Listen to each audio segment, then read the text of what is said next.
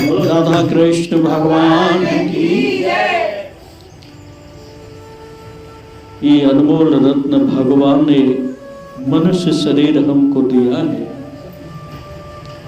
और इस अनमोल रत्न की हम अगर कदर नहीं करेंगे, अगर इसको संभालेंगे नहीं, तो हमें वो चीज नहीं मिलेगी जो इस शरीर के माध्यम से मिलती है।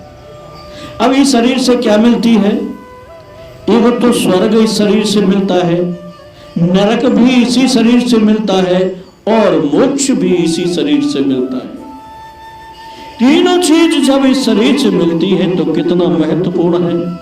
और भी है, ज्ञान भी इसी शरीर से मिलता है, और वैराग्य भी इसी शरीर से मिलता है, भक्ति भी इसी शरीर से मिलती है। ये शरीर नहीं होगा तो ये छह चीज कैसे मिलेगी? बिना शरीर के भगवान नहीं मिलते। क्यों? कि उत्तरकांड में कहा है कि साधन धाम मोक्ष कर द्वारा, और पाए न जी पर लोक सभारा। सो परत दुख पावहि, सिर धुन धुन पछताए, काल ही कर्मई ईश्वर ही मिथ्या दोष लगे। ये शरीर रूपी साधन जब मिल जाता है और फिर उसने अपना कल्याण नहीं किया, तो उससे अभागा इस दुनिया में और कौन होगा? और वो जब इस शरीर को छोड़कर जाएगा तो वहां पर लोक में सिर धुन धुन कर पछताएगा और कहेगा कि मेरी गलती नहीं है। कभी काल को दोष लगाएगा, कभी कर्म को दोष लगाएगा, लेकिन अपने ऊपर नहीं आने देगा। जबकि स्वयं मनुष्य की जिम्मेवारी है, स्वयं जीवात्मा का कल्याण करना निज अपनी जिम्मेदारी होती है। और इस शरीर को प्राप्त करके जिसने ये नहीं किया वो अभागा है, और इस संसार से जाने के बाद वो खाली रहता है, फिर उसे भटकना पड़ता है। इस शरीर का महत्व समझना चाहिए, और जो काम करना चाहिए इस शरीर से वो करना चाहिए, और जो नहीं करना चाहिए वो नहीं करना चाहिए। इसका कैसे पता चलेगा कि क्या करना है क्या नहीं करना है? ये हमारे शास्त्र रामायण वेद पुराण कहते हैं जो काम हमको करना चाहिए, जो इनकी मना करते हैं वो काम नहीं करना चाहिए। जब करेंगे तो कल्याण होगा, वेदों की प्रतिकूल जाएंगे तो पतन होगा। ये सत्य है। लेकिन ये बात सब जानते हैं, पर विवेक हृदय में प्रकट नहीं होता। सब जानते हैं कि ये जगत झूठा है, कुछ नहीं है, चले जाएंगे, रह जाएगा, लेकिन फिर भी कोई आता है भिखारी कहे कि मुझे एक 10 रुपया का सामान दिला दो, तो हम उसको दिला नहीं सकते। क्यों? कि विवेक हमारे हृदय में नहीं है। विवेक से क्या होता है? ये रामचरितमानस में राम जी ने कहा है कि होय विवेक मोह ब्रह्म भागा, और तब रघुनाथ चरण अनुरागा। जब विवेक होता है तो मोह रूपी भ्रम दूर हो जाता है, और जब दूर होता है तो भगवान के चरणों में अनुराग होता है, प्रेम होता है। और इस विवेक को ही जागृत करना होता है। विवेक कहता है कि ये असत्य है जगत, और भगवान सत्य है। विश्वास दिलाता है और हृदय में एक प्रतीति प्रकट करता है। ऐसे दो मामा भांजे थे रास्ते में, और दोनों में बड़ा प्रेम था, हृदय में विवेक हुआ था। विवेक होने पर जान गए कि संसार झूठा है, असत्य आचार है, इसे छोड़ देना चाहिए। इस विचार से दोनों रात्रि को घर छोड़कर निकल गए।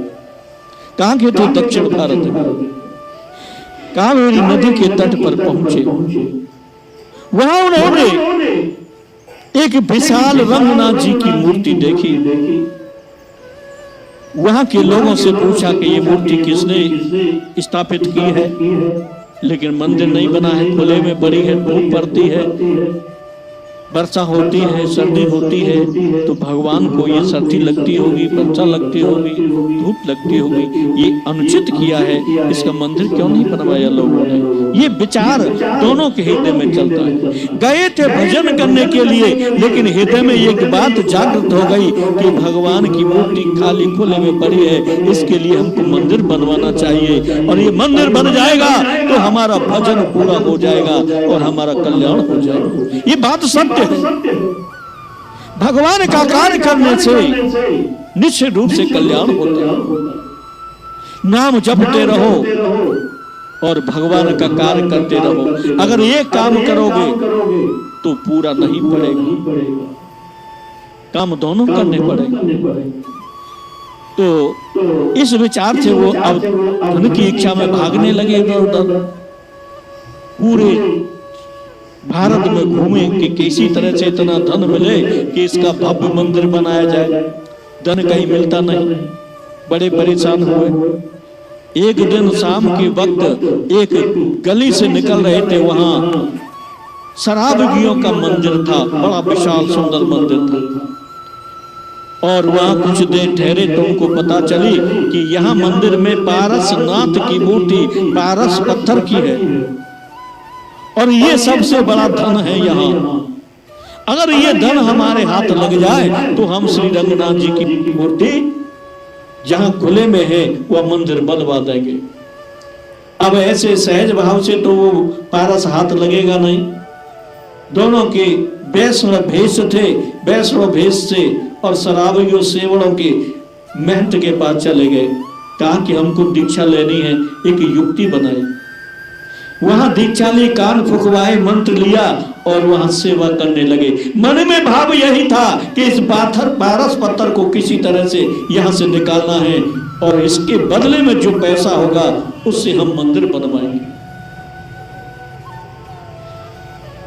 अब तो इतनी प्रेम भाव से सेवा की उन दोनों वैष्णवों ने, मामा भांजे ने, कि वहां के महंत बड़े प्रसन्न हुए और पूरी सेवा उनके हाथ में दे दी। अब तो वो कहीं जाए कोई रोक टोक नहीं।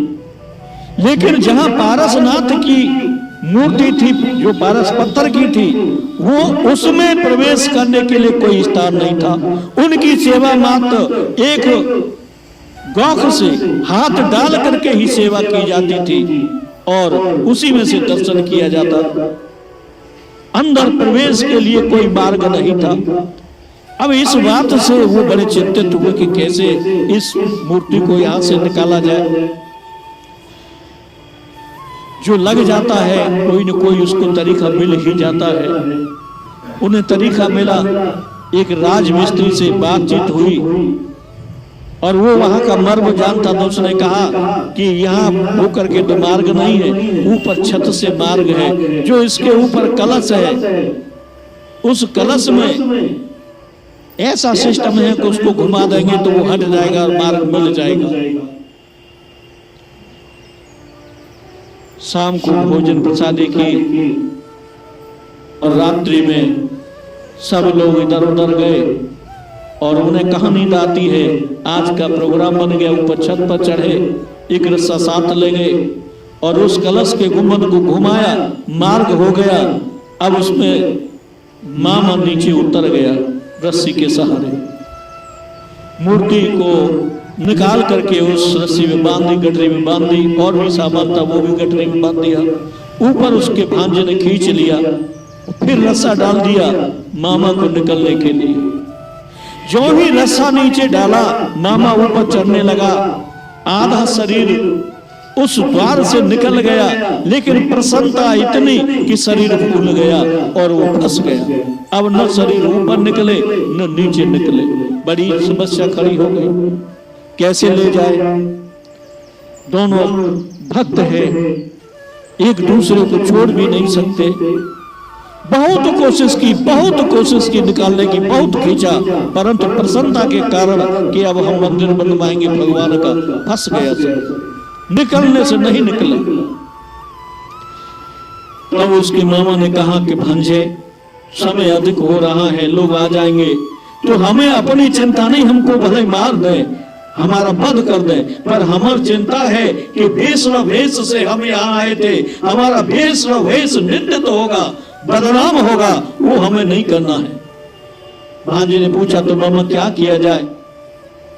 मामा ने कहा कि तू मेरी गर्दन काट और गर्दन ले जा और ये सामान ले जा, तू मंदिर बनवा देना, मेरी आत्मा को शांति मिलेगी, मुझे बड़ी प्रसन्नता होगी।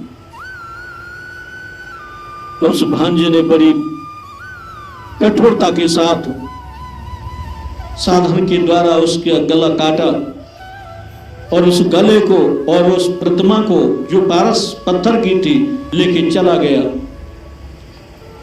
जाकर के उसने एक तीर्थ स्थल में अपने मामा का जो सिर था प्रवाहित कर दिया और उस पारस पत्थर को ले जाकर के आगे बढ़ा और मन में बड़ा दुखी हुआ। कहा कि इस तरह मंदिर बनवाना उचित नहीं, मुझे तो मर जाना उचित है। अब मरने के लिए वो उद्यत हुआ। जो ही मरने के लिए उद्यत हुआ, आत्महत्या करने जा रहा था, फिर उसके हृदय में भगवान ने कृपा करके विचार प्रकट किया कि तू मरता क्यों है? अरे जिस कारण से तेरे मामा ने अपना बलिदान दिया है उसका बलिदान खाली मत जाने दे और वहां मंदिर की जगह पर पहुंच उसे मंदिर बनवा। अब तो भांजा उस पारस पत्थर को लेकर के जहां रंगनाथ जी की प्रतिमा थी दक्षिण भारत में कावेरी नदी के तट पर पहुंचा। दूर से क्या देखता है कि वहां कोई विशाल मंदिर का निर्माण करा रहा है। उसे समय लग गया, 4-6 महीने में मामा की याद में उधर भटकता रहा। 4-6 महीने में वहां क्या देखता है, कोई विशाल मंदिर का निर्माण करा रहा है।